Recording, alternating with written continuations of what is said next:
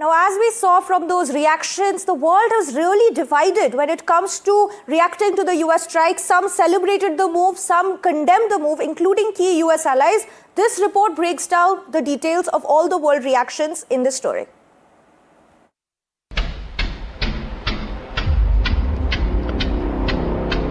Bombs raining down in the dead of night, a detained president and a country thrust into chaos.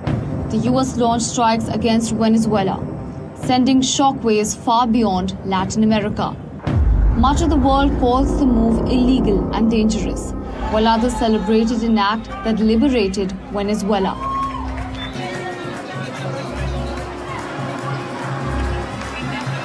Global reactions reveal a world deeply divided over power, precedent, and international law. Russia condemned the operation as armed aggression, accusing the US of violating Venezuelan sovereignty. China too followed, accusing the US of destabilizing an already fragile region, while Iran called out another case of US unilateralism. In Europe, responses were cautious yet uneasy. The European Union urged restraint and said any change in Venezuela must be peaceful and lawful. Spain offered to mediate while France called US military action illegal. The UK PM Keir Starmer made it clear UK was not involved in the US strikes on Venezuela.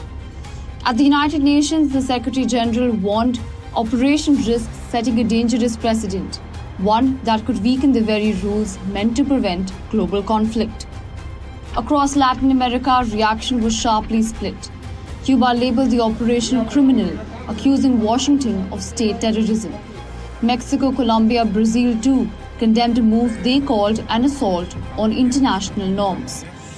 Back in the United States, Democrats across Washington slammed Trump's move, calling the military operation reckless, illegal, and a dangerous overreach. New York Mayor Zohran Mamdani condemned the strikes as an act of war. Yet many celebrated Trump's decisive move.